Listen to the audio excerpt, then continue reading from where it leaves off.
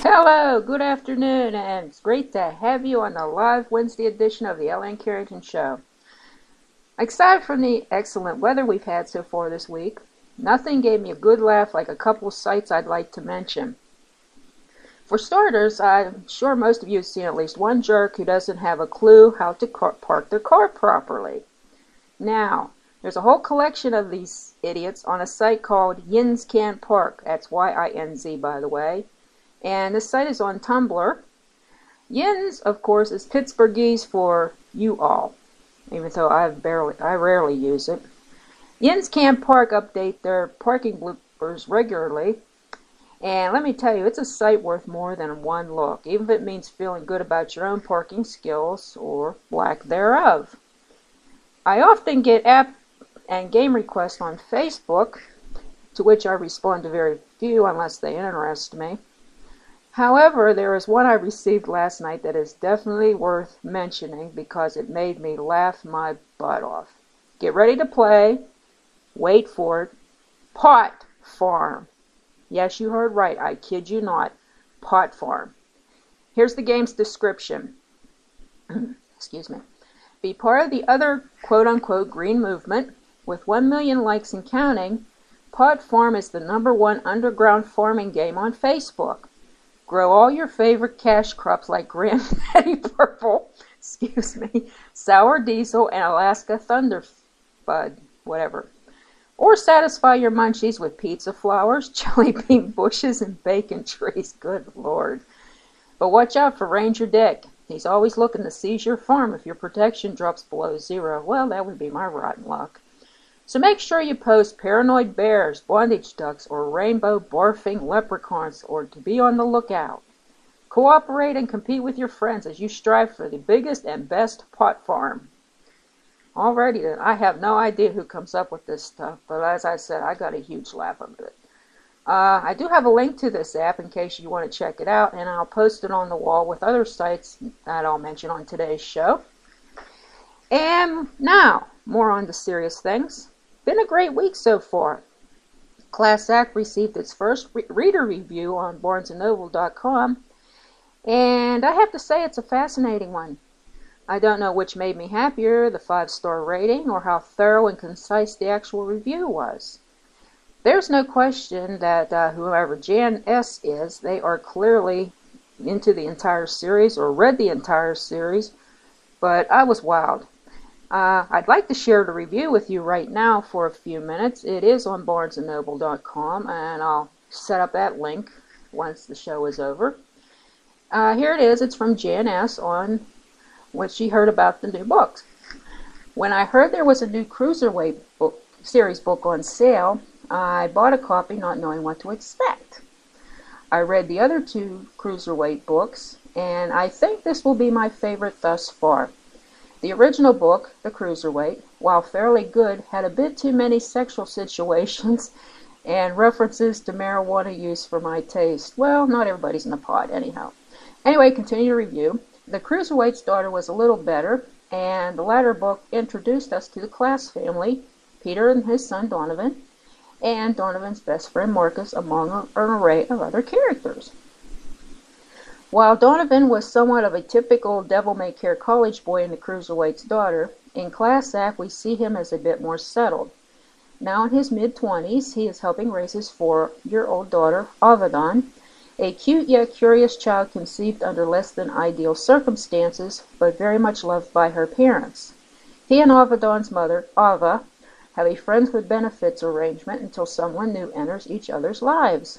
Donovan rescues Lana, a young ballerina who lives in his apartment building, from a precarious situation, while Ava falls for an affluent man over a decade older than she. I'd go on, but I don't want to spoil the story for anyone else. Donovan seems to enjoy his career as a juvenile probation officer, even if some of his caseload can be challenging. He appears happy with his life, at least that's how it is early in the book, until he sees Ava and Marcus rise to the top of their respective career ladders, in addition to his enduring constant pressure from both his father, Peter, and Brett Kerrigan, the Cruiserweight's main character who went on to open a wrestling school, to train for his own spot in the wrestling world. It's a great deal of pressure for such a young single father to handle, but Donovan seems to handle everything well in spite of having to make some tough decisions about both his personal and professional lives. Despite the pressure from Peter to train, Donovan has a strong relationship with his father and stepmother and adores his little half-sister Peta, a girl less than a year older than Avedon. The sub-story of sorts in Klass Act revolves around the retired 7-time cruiserweight champion and now wrestling trainer Peter Klass, compete with many hilarious moments many long-suffering spouses and adults children will identify with. Ooh. While Peter has his cantankerous and mischievous moments, his side of being a loving husband, father, grandfather, and caring friend shines through brilliantly. Some who read Klass Act may find Donovan and Lana's relationship a bit stilted at first, but when it comes down to one thing in the beginning, some men felt at one time or another. Donovan doesn't think he's good enough for Lana. Once things eventually blossom between them, an ash sparks into a full-blown fire. Ooh! Again, I'm not spoiling anything by going to specifics. Yes, Klass Act does have sex scenes, but are pretty much toned down in contrast to those in the cruiserweight, and the book is more well written. Oh, isn't that cute? Overall, there are conflicts, scary moments, laugh-out-loud situations, family love, and smooth story on how to handle life's changes. Klass Act, in my opinion, is the best edition of the Cruiserweight series. Even if you don't like wrestling, this book can appeal to most everyone. Isn't that amazing? I honestly think that's how any product review should be written, because I've seen some on Barnes & Noble, I've seen some on Amazon. They're like 2 or 3 sentences or a paragraph, and they're pretty vague, but this review I thought was very well thought out. I mean, it's obvious they read the books, and maybe they're still reading the books. Maybe they're reading them again. Who knows? But anyway, Jan S., whoever you are, thank you for that.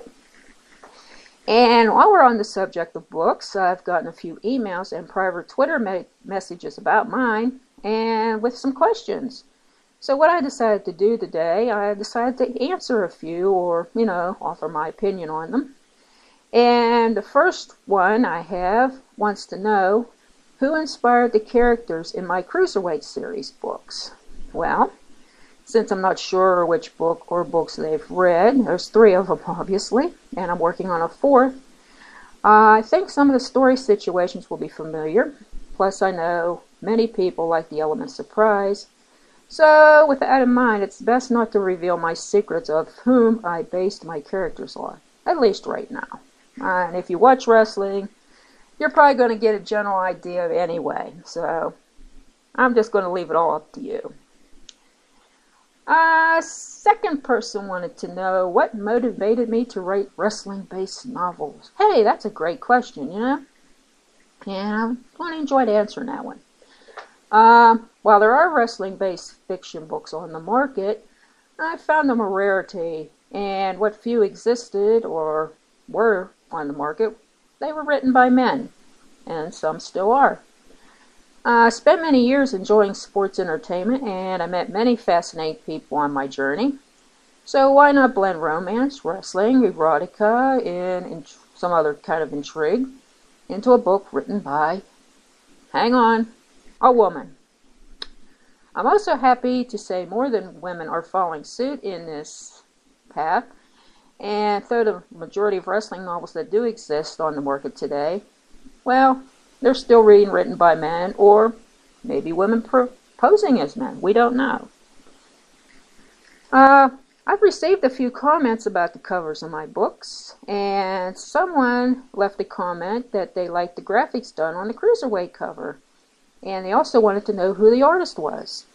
Well, Cruiserweight cover was created by a very talented young graphic artist named Tracy Washington. And Tracy and I actually met on the WWE Club message boards, and she offered a few cover ideas before the Cruiserweight was released, and we agreed on the final product, which you see on the market, whether it be Amazon, Barnes & Noble. She does have a Facebook if you want to chat with her sometime. And I'll post that link at the end of today's show with the other links I mentioned earlier. Here's a second comment. This one's about Klass Act's cover, and they say, while the book sounds interesting, I really don't like the haircut on the front cover. Well, I guess men in ponytails don't appeal to everyone. But I do hope they read the book and, hey, whatever blows up your skirt. Here's a second one about Klass Act's cover. Love the guy on your latest book's cover. Is he someone familiar? Trying to get me to give away my secrets again. Whew. Well, in a way, it could be someone familiar. And what I did before I chose that photo for the cover, visioned Donovan's appearance to be a specific type, and I searched for an image close to something I had in mind for him. I'm not sure if the cover will draw many male readers, but the ladies might enjoy it. Hey, what the heck, right? You gotta appeal. You can't appeal to everyone, but make an attempt. And here's a recent comment. I think this was posted somewhere yesterday or this morning, I forget. This is about the cover of my next book that I'm working on in the Cruiserweight series. And they said, I really like the sepia tones in the Maryland Diaries. Nice one. I'm not sure if I pronounced that correctly, so bear with me. But for those not familiar with the tones that I mentioned in the comment, excuse me, it's a reddish-brown monochrome. It's tin, and it's applied to photos to give the pictures a warmer, antique appearance. And if you want to look at the Maryland Diaries cover, I'll post a direct link to the cover, or you can click on Books by L.N. Carrington on my website. Either is fine. If you'd like to ask a question or offer some general feedback, either follow or send me a direct message on Twitter. You can also shoot me an email. I read all comments and may use yours on a future show. Okay, yesterday I was on Lost and Found, and we had some great time. And one thing Danielle likes to do in her area is read things from Craigslist. I believe she's from Ohio. Well, I found some zingers on Pittsburgh Craigslist. And wow, I mean, these people are nuts, I'll tell you.